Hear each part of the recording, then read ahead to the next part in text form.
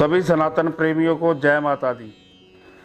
कल का वीडियो जिस उत्साह से आप लोगों ने देखा, हमारा भी उत्साह और बढ़ गया है और आज फिर हम पंडित श्री यशपाल जी महाराज के पास आए हैं ताकि वो बाकी सभी नवरात्रों को कैसे विधि विधान से हम उत्सव की तरह मनाएं, माँ को मनाएं, माँ को खुश करें, वो हमारी सर पे अपने कृपा का हाथ रखे।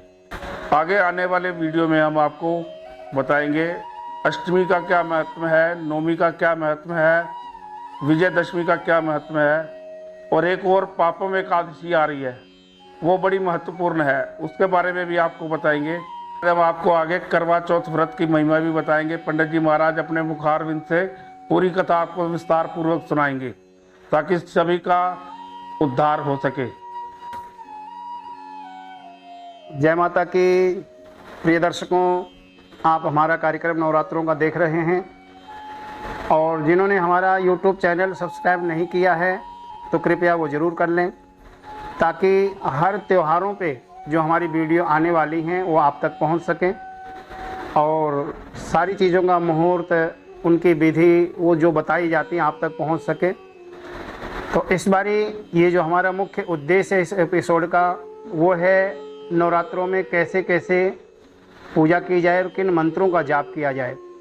जैसे प्रथमम शैलपुत्री चा, सबसे पहले दिन माँ शैलपुत्री की पूजा की जाए।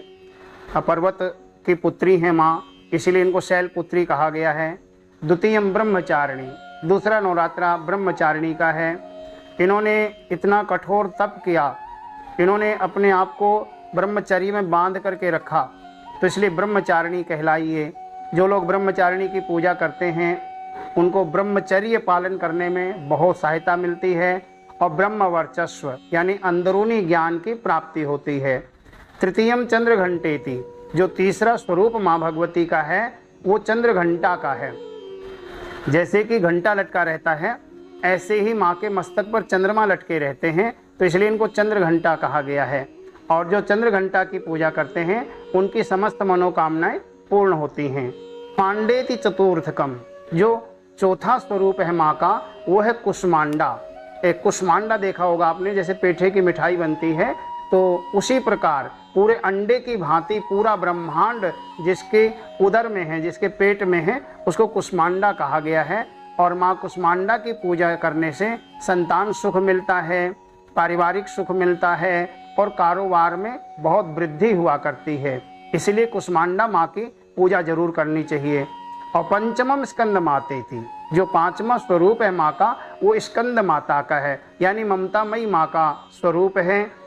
जैसे कार्तिकेय स्वामी को अपनी गोद में लिए हुए है माँ, तो एक हाथ से कार्तिकेय स्वामी को पकड़ा हुआ है, दूसरा हाथ उनका वरद हस्त में है, वरदान देने के लिए तैयार हैं। तो स्कंद माता संतान सुख दिया करती हैं और हमारे परिवार में बरकत होती है। घर में अगर क्लेश रहता है तो क्लेश समाप्त हो जाता है स्कंद माता की पूजा करने से। और सप्तमम कालरात्रि थी, जो सातवीं माँ है वो है कालरात्रि। बिल्कुल घनघोर घटा मान लो जैसे छा जाती हैं वैसा स्वरूप है। माँ की जो भ्रुकुटी है वो तनी रहती हैं, दुष्टों को बड़ी विकराल दिखाई देती हैं। माँ जब सांस लेती हैं उनकी नाक से अग्नि निकलती है, आंखें लाल होती हैं, यानी दुष्ट देख के घबरा जाते हैं, लेकिन भक्तों के लिए बहुत दयालु होती हैं। और जो आठवां स्वरूप है महागौरी चाष्टमम, महागौरी का आठवां जो स्वरूप है, इनकी पूजा करने से विद्या बुद्धि की प्राप्ति होती है, अन्न धन की कोई कमी नहीं रहती है और अकाल मृत्यु आदि से हम बच करके रहते हैं। इसीलिए आठवीं महागौरी का पूजन भी बहुत करना जरूरी होता है। और नवमम सिद्धिदात्री चा, जो नवमा स्वरूप माँ भगवती का बताया गया है वो सिद्धिदात्री का है। जो बड़ी बड़ी तपस्याएं करते हैं या किसी चीज़ को सिद्ध करना चाहते हैं, किसी मंत्र को आप सिद्ध करना चाहते हैं तो सिद्धिदात्री की उपासना जरूर करनी चाहिए। सिद्धिदात्री की उपासना करने से साधकों को सिद्धियां प्राप्त हुआ करती हैं। भगवान शिव भी साधना करते हैं तो सिद्धिदात्री का ध्यान लगाते हैं और वो सिद्धियां प्राप्त किया करते हैं। जितने भी तांत्रिक लोग होते हैं या वैदिक लोग होते हैं, सभी को साधना की आवश्यकता होती है, तो माँ सिद्धिदात्री की आराधना करनी चाहिए। आराधना के साथ साथ में आपको नवरात्रों में जाप करना है ओम ऐं ह्रीं क्लीं चामुंडायै विच्चे। माता महाकाली, महालक्ष्मी, महासरस्वती और माँ भगवती दुर्गा का बीज मंत्र है। और बीज मंत्र का जाप करने से पूरी दुर्गा सप्तशती के पाठ का फल मिलता है।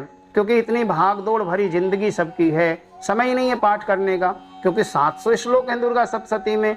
और फिर रहस्य, कवच, अंगन्यास, ये सब करेंगे आप तो कम से कम 2-2.5 घंटे का समय चाहिए। नहीं है किसी के पास में समय, तो आप ओम ऐं ह्रीं क्लीं चामुंडाय विच्चे बीज मंत्र का जाप करके पूरी दुर्गा सप्तशती के पाठ का फल ले सकते हैं। नवरात्रों में कुछ सावधानियां बहुत जरूरी हैं, जैसे कि आपने अगर व्रत रखे हुए हैं तो क्रोध नहीं आना चाहिए। लेस मात्र क्रोध आपके व्रत को बेकार कर देगा, आपकी तपस्या को बेकार कर देगा। क्योंकि व्रत का मतलब भूखा रहना नहीं होता, व्रत का मतलब होता माँ के समीप रहना, माँ के नज़दीक रहना, सारे दिन माँ को याद करना। और जब माँ को याद करेंगे तो फिर क्रोध आ ही नहीं सकता। या तो शरीर के अंदर क्रोध रहेगा या माँ रहेगी। अगर माँ है तो फिर क्रोध नहीं आना चाहिए, इस चीज़ का ध्यान रखना है। और आलस्य नहीं आना चाहिए। कोशिश करें दिन में ना सोएं, आप रात्रि में ही सोएं।